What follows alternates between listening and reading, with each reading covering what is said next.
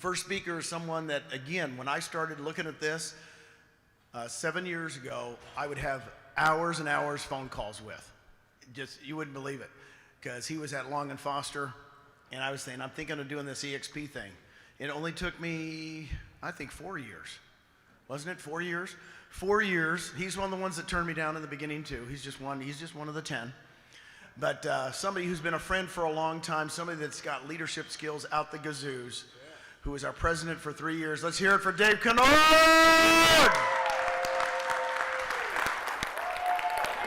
Thank you, brother. Let's go. Let's go. All right.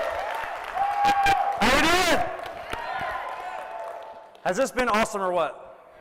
Man, so good, so good. So speaking of so good, I was told to stand here. The lights. Is this good? Is my good side? Okay. Speaking of so good, I want to start off with some gratitude. I am so grateful to be able to be here. This is so awesome. I mean, not only to be here with you guys, but man, how beautiful is this? We were walking outside and looking, it was amazing, amazing. I have to go back, my daughter is sending me text messages with pictures. It's 11 degrees at home, 11. The feels like temperature, 2. So I don't think we're going back. Honey, you got enough clothes for a couple more days? Are we good? All right, calling my dad. So now I want to start off with some gratitudes, and first and foremost, and I think it's so cool, you know, some shared beliefs and everything else, and I've heard people talking about God up here, and I just want to share my gratitude for God and what He's done in our lives and everything else. So first and foremost, so much gratitude for everything. The second is I am grateful to you all. You may have no idea, but over the last 3 years, I had one of the coolest jobs on the planet. I've always joked that I had both maybe one of the hardest, but also one of the easiest jobs. Can you imagine being in charge of growth at a company like EXP? Like, right? It's like, that's the easiest thing ever. Thing's on fire, it's on fire. But you guys, just the number of like calls and text messages and workplace chats and like pats on the back when we would get together, and you guys would, you know, thank us for what we were doing and everything else, just, you know, giving encouragement and gratitude, your own gratitudes and stuff like that. You have no idea what that meant along the way as we were all in this doing something really groundbreaking and crazy together, and to be in it together like that, and to kind of have that feel that everyone's behind you and you're going for it and that kind of stuff was amazing. And that gave me personally a lot of strength, and I know the entire leadership team. So, you know, those of you that are doing it, and so many people in this room, keep doing that for the company leaders. Let them know, because they're working really hard for you, and they're really pulling hard, and they care about you. And the messages about how like your life is being changed, or how you're seeing other lives being changed, that just pours more energy into what they do every day. So keep doing that. But thank you, so many of you that have done that. Another couple that I thank every time I get a chance to speak and share gratitudes are my good friends Gene and Susan. They have been mentors, you know, and friends for me personally for a really long time, since I was, you know, young in business, young in real estate, young in growth, and learning from them, but then building a friendship that has been so valuable, and they've just enhanced our lives along the way from day one. And so I'm so grateful, and they also are the ones who introduced me to EXP. And yes, I was resistant for a while, but that, you know, the fact that you didn't give up, you cared enough to stay in touch meant a ton. And then I've had the opportunity and the blessing to be on this ride. So thanks to you guys. So Gino, you and Susan, please let her know. Yeah, let's give them a yes, thank you guys. Thank you. Amazing. So I got Brent and Kathy are back there. We got James in the back. You guys, how much you have poured into our lives as well, how supportive you guys have been.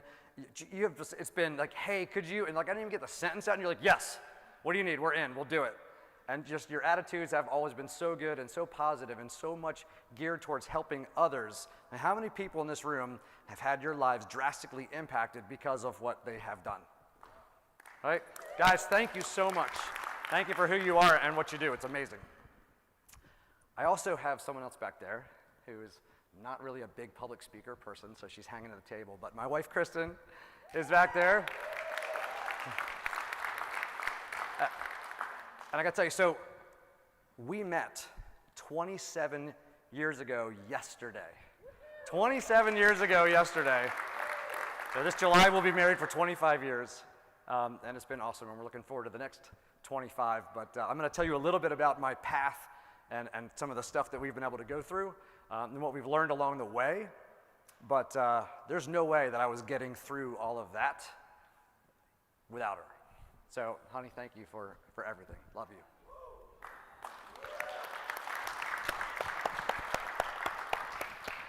And my last gratitude I'll share, I've got some of my group. Now, I've got a group called FIRE, and it's FYR, which stands for Fund Your Reason. So that's our RevShare group. That's our organization, the FIRE group. And I've got some of my leaders from my group that are here that most of them pretty last minute said, yeah, we're in. We want to build this. And so I'm really grateful for what they have brought to our organization, their heartbeat, and what you guys do, and that you had enough faith in me to listen and to have those conversations, and for all the cool stuff you're doing and the lives that we're changing together. I can't wait for all the other fun stuff. So guys, thanks for being here. Love you guys. All right, so what I want to do is I'm going to take you through a little bit of my path. I've been doing this in real estate for longer than I want to admit, I think. So, my mid-20s, right? So it's been like 5 years. And, I have learned a lot along the way, and I'm hoping that if I can share with you some of the lessons that I've learned in doing some of these things, that you can make my ceiling your floor, right, and apply some of those things to what you're doing. You ready? Yes. All right, let's do it. Let's do it. So I'm going to take you back a little bit. I'm going to take you back. I was 28, so I'd been in sales. I had a pretty good sales career. Within my first 3 years, I was selling $17 million, and the average sales price was about $250 in there. So we were selling a lot of houses. It was just me and an assistant. And I was introduced to an opportunity, right? So I'm introduced to an opportunity, and it was one of those opportunities where you had to lose your safety net, right, in order to take the opportunity. Have you ever taken one of those opportunities, right? It's super comfortable, right? So when you see it, you have to do it, right? When you see it, you have to do it. So when I saw it, I went to my high-ass wife and said, hey, can we just yank the safety net away and go try this? So we went in and launched one of the first Keller Williams offices in the Mid-Atlantic. And we launched a new region. And I owned KellerWho.com for 5 years because nobody ever heard of the company back then. I would call and make my calls, and everyone said, Keller who? And I said, it's funny you asked. You have a computer in front of you, like, right? So it was like, we were really, really kind of bleeding edge on some of the stuff that we were doing there.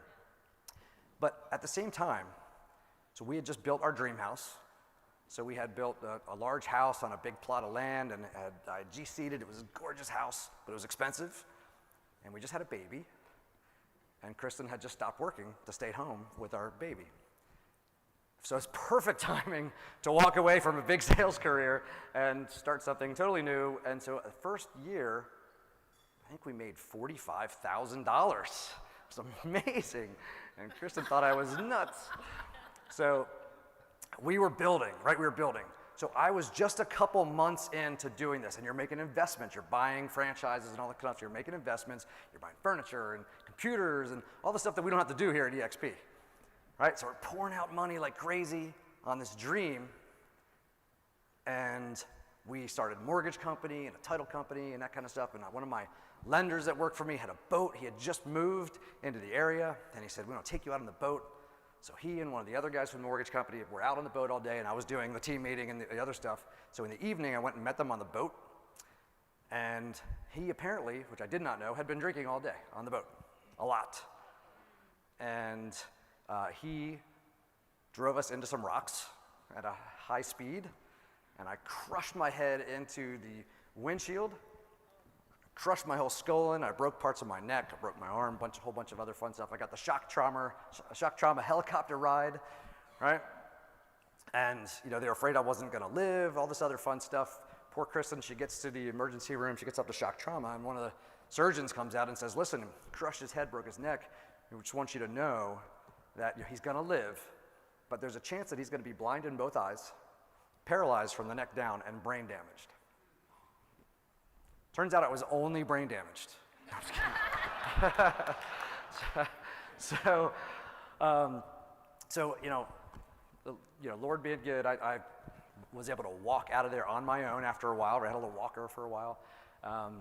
But we had just launched all this. We had just invested all this money. And I took the team leader role on to recruit. So we're bleeding money. We're going into debt. And we just written a bunch of big checks. And here I am in the hospital, right, trying to figure things out. So this is where we were. I just want you to understand that we were crawling, your back is up against the wall. We are crawling out at this point. So I'm going to tell you some of the things. I'm just going to give you some bullet points on some of the stuff we learned. You may want to write them down. All right. Oh, and by the way, when I came back out and I was doing the recruiting, for almost 2 years, I had to wear an eye patch. Okay, so try being a pirate and recruiting, right? People walk in and they were like, what is that? So we had a lot of good jokes about that. All right, you ready? Number 1, bet on you. Bet on you. A lot of times I find that people want to bet on someone else. They want to find someone else and latch onto them, right? And then they kind of hope that maybe through osmosis or through the coattails or whatever, that they can get there. Bet on you. Believe in yourself. Number 2, get a mentor. Get someone that you can learn from, someone that's been there ahead of you, and someone that won't allow you to settle for less than your very best, right? Number 3, learn every day. Throw your ego out, okay? No matter how much you think you know, there's always a lot more to learn. Find a way to be learning. Seek out people you can learn from, opportunities where you can learn, and don't walk in. I talk to some people a lot of times, and I got this being the president, people want to impress you with how, what they know and what they're doing, and they want to tell you all about it.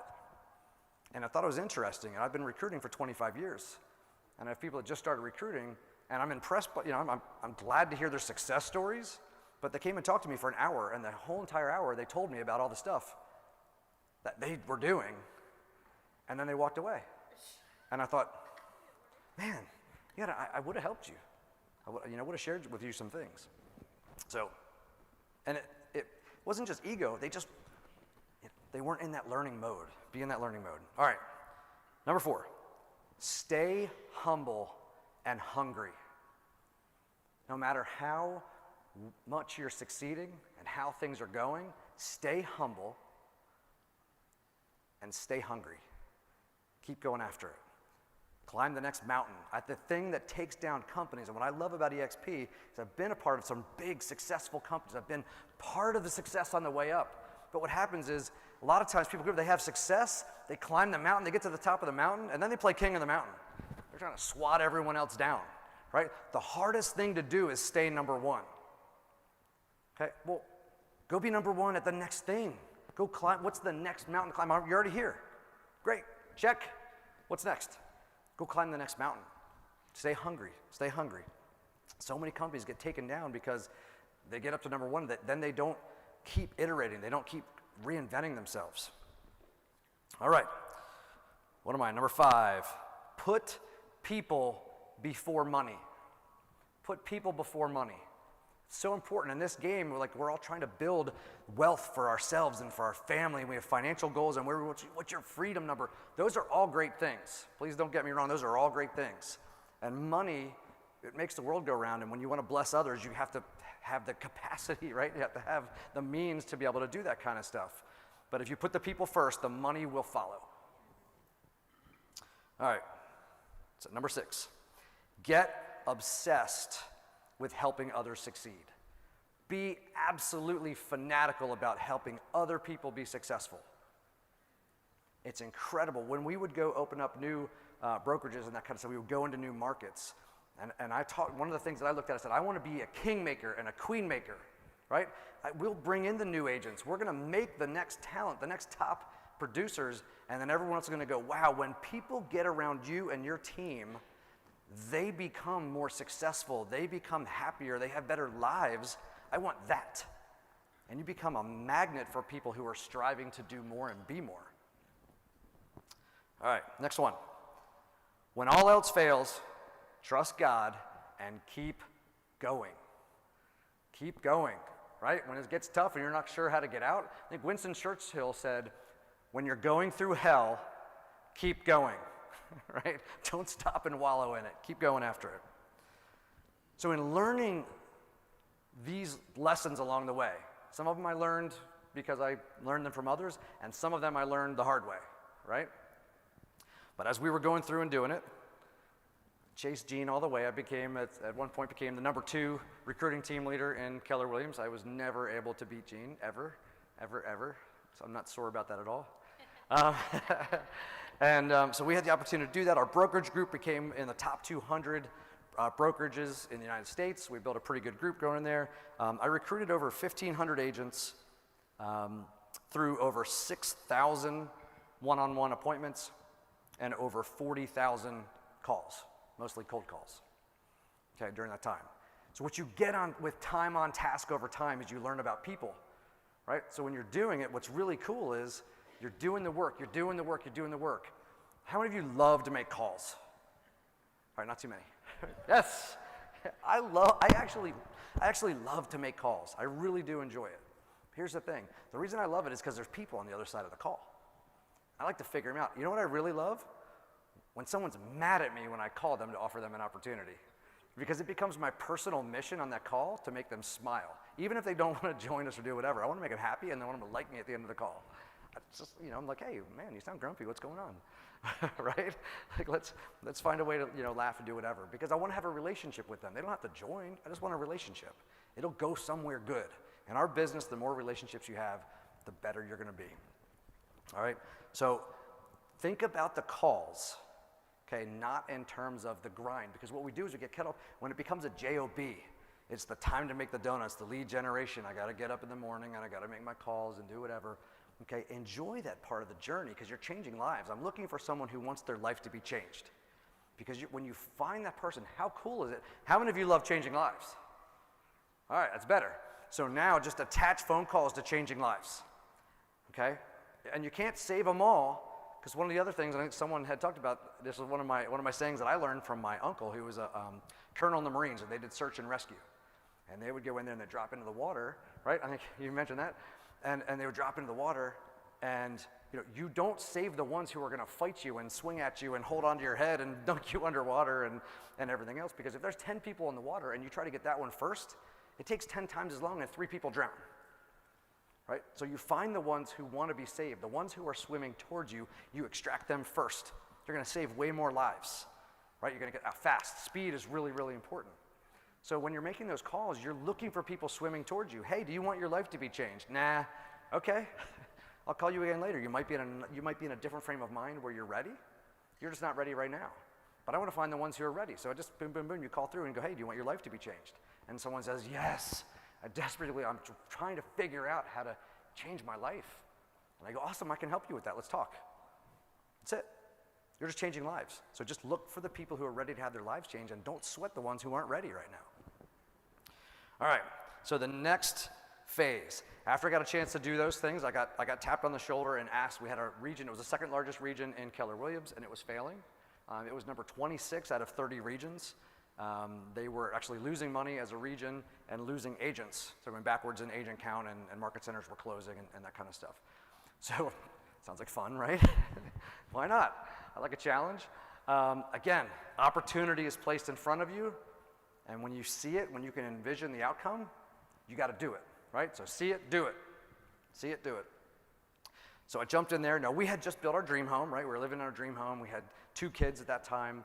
We had all of our friends there. My wife and I are both from Maryland, so we were living in that area and close to everything. When we saw it, I accepted the opportunity. Within 90 days, we had sold our house, bought a new house, and we're living in Pennsylvania. Within 90 days of, yes, I'm going to do it, within 90 days, we were like, woke up in our new house, ready to go do the new thing. It was a whirlwind, and then we went after it. Okay, different phase. So here's what I learned in that phase I can share with you. Okay, number one, when people know that you care, they'll follow you anywhere. Okay? If they know that you care, they will follow you. So remember in your conversations, right, you're not, I love the word recruiting. I have nothing against the word recruiting, but the mentality and the reason we talk about attraction is because you're demonstrating that you care for them and you can help them, and then they want to be with you. It's not about, this company is incredible and it provides an incredible platform, but it's your leadership and it's your relationship that they're going to buy into first before they understand all the awesome stuff that EXP has. All right, the second one, stay true to yourself and don't second guess. Stay true to yourself. A lot of times the people are waffle and they a little bit of this, a little bit of that, and they're not quite sure, and they try a little bit and then they step back. Right?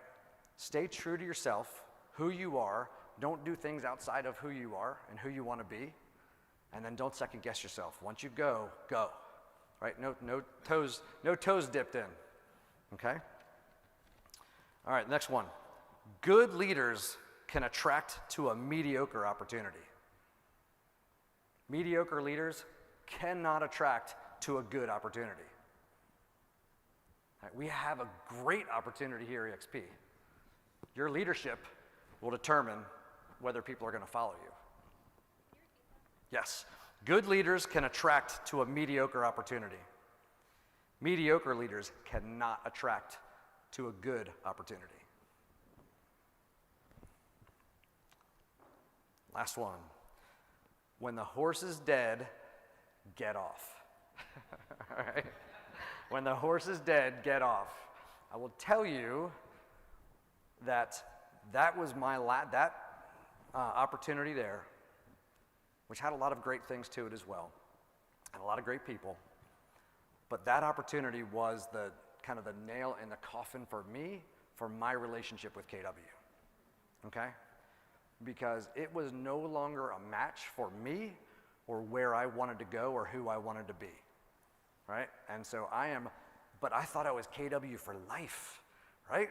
And so that horse was dead. I'm smacking it and trying to get it across the finish line and get it to where I wanted to go.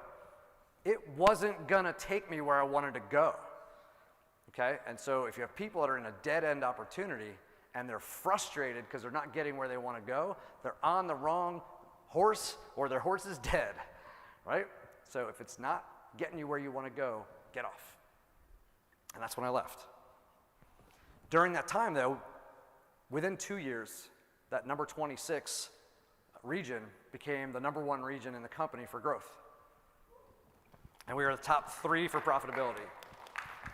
So thank you. We opened up, we went to 7,000 agents in the region. And we had a lot of great things, a lot of great people. They zigged, so we zagged, right? So that opens up for the next opportunity. The next big opportunity for me was to be here with EXP. Now, as Gene mentioned, it rubs it in, makes me feel bad every time. He showed me the golden opportunity. Now, what was my own rule? What have I been saying about each one of these opportunities? Yeah, see it, do it. See it, do it. I broke my own rule, and I didn't believe in myself. Okay, it wasn't that I didn't believe in Gene, I didn't believe in myself, okay? And this is one of the things that I learned from this opportunity and from the missed beginning opportunity from the original. Don't let the opinions of others shape your opinion of yourself. I spent some time in a different opportunity after KW, and it was not a match for me. It was from a business standpoint, a good opportunity, but it wasn't a right match. And I spent enough time in there that I second guessed some of the things that I had learned about myself in the past. And I started to believe the opinions of some other people. It's not healthy. Second one, make bold moves. Swing hard. Swing hard. Okay, swing hard. What do you do when you're not quite sure? Like if you're going to hit the golf ball or anything else like that, right? If you're not quite sure about your aim, what do? You hold back a little bit, right? If you're not quite sure, you hold back. You got to be sure and be confident and swing hard. Go big. Go big. All right, next one. This is from Brent. Light a fire in the basement. Light a fire in the basement. The growth at EXP came from everyone believing in themselves, believing in the company, where we were going, the common vision that we all had. And the reason we grew so much is because it was everyone. I mean, yeah, we have great leaders that are out there doing a lot of great things, but without the economies of scale, without that exponential factor of everyone being involved in creating that lift and making this an awesome place to be in business, it doesn't grow at the pace. It can grow, but it doesn't grow like we grew. We broke records, right? We decimated records in the industry. And that was because everybody believed. There was enthusiasm. So for your groups, build a fire in the basement. The next one is collaboration is powerful. When I first came in, when I first got here, there were some incredible leaders, but there wasn't a lot of cross collaboration. And so one of the things that we worked on as a group, as we talked together with our alpha group, we created the alpha group and the beta group and those other groups specifically for collaboration, to get all the brilliant business minds and leaders together to learn from each other. So duplicate that. It works. It builds. Create collaboration in your groups. And the last one, don't forget the mission. Don't forget the mission. And what I'm talking about with your mission is your personal mission. Okay? Who are you becoming? What are you building? Okay, what is that? Don't get caught up in the other stuff. And that last lesson right there is specifically why I'm standing in front of you as a new agent at EXP, right? That's my role. My role right now is I'm an agent at EXP, and I'm a new agent. I'm a new agent that has been at EXP for 4 months, right? I'm 4 months into my journey at EXP to grow my revenue share. I came here to bless others, to grow my revenue share, and I've been here for 4 months. So in the last 4 months, our group is pushing up on 100 people, right? So we're getting a little traction. 100's a small number, but it feels good. It feels good, and it's a powerful 100. It's a hungry 100, right? We're going after it. We are so excited to do that. I've had the blessing of working with some of our top folks and working with a lot of you and assessing what's been going on. So I'm just going to wrap up by giving you a couple of bullet points on strategy, on what I recommend you guys are looking at, and just kind of a mindset on this. Number one, I'm working with the alphas. All the alphas have at least one huge line under them, right? The biggest ones have 3 to 5, okay? Some have more. These are big lines under them.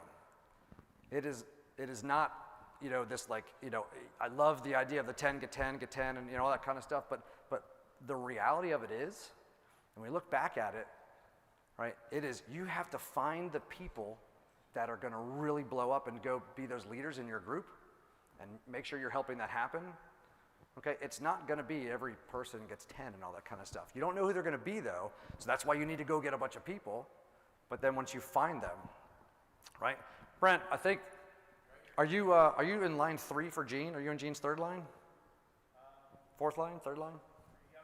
Third, right? There you go. So,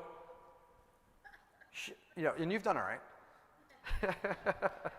Brent's brought a few people in. He's not in Gene's front line, okay? He's changed the topography of the company, okay? So who's gonna be in your third line that's gonna go blow it up, okay? Your list and their list are important, right? Your own list, your 100, the people you're talking to. But then the people that you bring in on your front line, make sure they have their lists. Their list is important because you may bring on someone who is a really nice person, but they're not setting the world on fire in sales or recruiting, right? But their cousin is, one of the highest producing agents in Oklahoma, and they've been doing network marketing for their entire life, and they're super connected, and they blow it up for you, right? So you don't know. So who's in their list? Go over their list with them. Help them make those connections and bring those people in. Next one is consistently build your front line with producing agents. Make the calls, because as your group is growing, as your organization is growing, any deals that get closed on a line that you haven't opened is money lost, right? So you got to be doing both.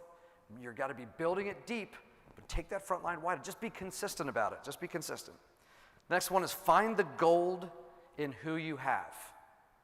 Find the gold in who you have. Who is in your organization who either could be doing something amazing with a little bit more support, or has great connections, and they're just not sure how to talk to that person, and you can help them go do it.